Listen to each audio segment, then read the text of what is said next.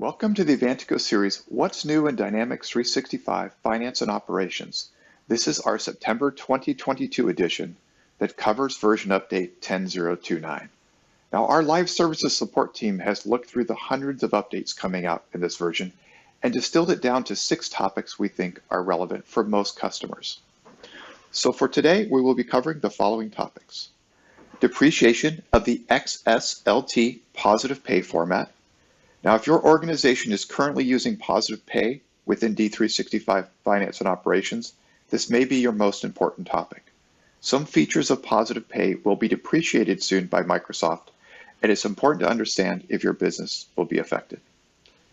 Number 2, put vendor on hold for purchase orders. 3, ability to print vendor payment advice when payments are in approved status. 4, new data entity for vendor invoice charges. 5, allow edits to posted ledger vouchers. And 6, create on-demand queries on warehouse apps and devices. For customers that are new to Dynamics 365 Finance and Operations, or perhaps are unfamiliar with the update process, we're going to provide a short primer before we get into the first functional topic. So Microsoft's continuous update model is delivered through a series of OneVersion updates. Microsoft publishes 7 updates a year, and you can be up to 3 updates behind. If you do not proactively take at least every 4th update, Microsoft will automatically update first your sandbox environment, and then 7 days later, your production environment. Now, considering your ERP application is likely one of the most important areas of your business, allowing this process to occur without first doing testing is certainly not recommended. Avantiico recommends customers take at least every 3rd update. This allows time to thoroughly test the updates, as well as de-risk the process to make sure there's adequate time for any issues that might come up. So updates include quality updates or bug fixes, regulatory updates, as well as new features. One of the advantages of the subscription is you may get new features included in the subscription that you can benefit from. 2 of recent updates include the landed cost module and enhanced subscription billing. So, if you'd like more information about the Avantiico LiveServices support options for Microsoft Dynamics applications, please reach out to us. My name is Chris Barbera. Our contact information is there on the screen. Whether you have questions about topics presented today, interested in support options to augment your in-house support capabilities, or even looking for a comprehensive managed service plan for your Dynamics applications, Avantiico has the expertise and the offerings to help your organization. And with that, on to the first topic.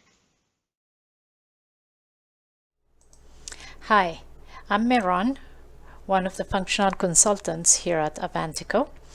And today I'm going to walk you through one of the features available in the 10.29 version release of D365 F&O and supply chain. And that is vendor holds for purchase order. In the past versions, vendor holds were not available for purchase orders. In other words, one was allowed to create purchase orders even when the particular vendor was put on hold. The choices in the previous versions were invoice, all, payment, requisition, or never. With the 10.29 version though, the purchase order option has been made available. To enable that feature, we are going to go D365 and access our feature management workspace.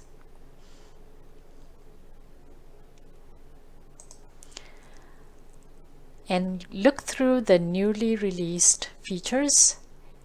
In this particular case, we are going to go look for the put vendor on hold for purchase orders feature and enable it.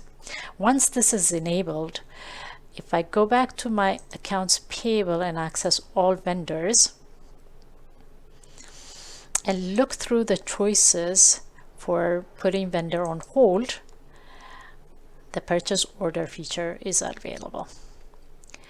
So now a vendor can be put on hold for invoice, all, payment, requisition, never, or purchase order. If a vendor is put on hold for all, that means the purchase order is included, and one will not be allowed to create or process purchase orders if the vendor is put on hold for all. Today, I'm going to talk about the future of Positive Pay in D365 FNO. The Positive Pay currently in the system will no longer work with future versions beyond the version 10.030 version. And that is because Microsoft has decided to deprecate a key feature known as XSLT scripting that supports the Positive Pay functionality. With this scripting gone, Positive Pay will stop working as we know it.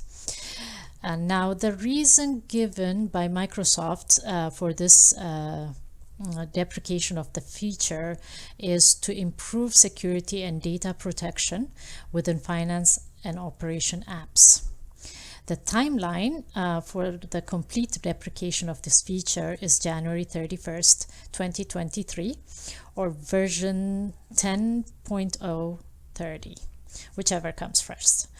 If you are currently using the out-of-the-box Positive Pay functionality within D365 FNO or the BAI2 import-export functionality, it will not work after January 31st, 2023, and you will need to plan accordingly moving forward. Now, Microsoft's recommendation for the solution is to utilize the electronic reporting functionality that's already in the system. This solution will need to be configured to work for Positive Pay. Since it is a vital part of our customers' banking solution, we at Avantiico have already begun guiding our customers on using the electronic reporting functionality or alternative solution. My name is Dan McAllister. I'm a solution architect with Avantiico, and I'm going to touch on a few 10.0.29 updates specifically related to D365 Finance, including vendor payment device changes, vendor invoice charge entities, and ledger posted voucher edits. If I look at the payment advice option first, then if you go to vendor payment journals, the change is that in the past, lines had to be in payment status of sent in order to have a payment advice generated. Now you can do it once it's in approved status. So if that makes more sense with your process, you can take advantage of this as soon as you're on 10.0.29. You simply would print the payment advice in the same way as normal. You can utilize print management and all the standard functionality that already exists there. The second item to look at are the vendor invoice charge imports. And so if I look at a pending vendor invoice that I have in this case, to simplify the example, there's a header and a line charge entity, both that are separate. In this case, I'm looking at the header charges, in which case there are none currently. If I go into data management, I've preloaded a worksheet with a couple of charges for that invoice, so I'll simply import it. You can see it's the vendor invoice charges entity. I believe it is vendor invoice line charges if you're doing it by line. In this case, I'm doing it by header. So once that's imported, there are two records, and I can go to charges and see that they were imported successfully. So we think that this will have a positive impact on integrations where charges need to be brought in along with PO invoices. The third item is posted voucher updates. So if I go to just my voucher transactions inquiry for this example, and I will just run this wide open, I can pick a line. What we're allowed to edit right now is the description. There's a new button at the top called Edit Voucher. And I can say Edit Internal Voucher Data. It'll tell me what's my current description versus my new description. So I'll say 10.0.29 video demo. And I can give a reason for this edit. And I say OK. And then I can come back also and go back to that same edit voucher button and view the audit trail of that edit. I can see what, why it was edited and by who at what time. So we think that Microsoft is going to expand based on the language of their updates, this functionality, but it's not totally clear how just yet. Please tune in for future videos, and we will share any new details. Hi, my name is Michael Kavanaugh, one of our supply chain consultants here at Avantiico. I'm going to walk you through a new feature in the 1029 release of D365 Finance and Supply Chain that gives you the ability to create on-demand queries in the Warehouse Management app. Previously, pre-built queries are made available that allowed you to inquire into inventory at a specific location, inquire into an item's inventory levels throughout the warehouse, or inquire into inventory contained on a certain license plate. With this new feature, you will now be able to create your own queries. When we combine this with the existing functionality of app detours, we can call upon those queries from other menu items and return the queried values. In order for this functionality to operate, you will need the following features enabled: Warehouse App Step Instructions, Warehouse Management App Detours, and Warehouse Management App Data Inquiry Flow, our new feature. Now, for an example, let's say I'm in the receiving dock and a truck just arrived.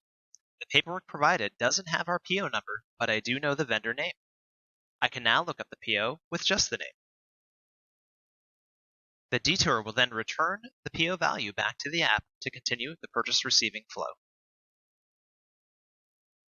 These on-demand queries are not limited to requiring an input from the user. Queries can be built to show the user a list of records, such as purchase orders arriving today.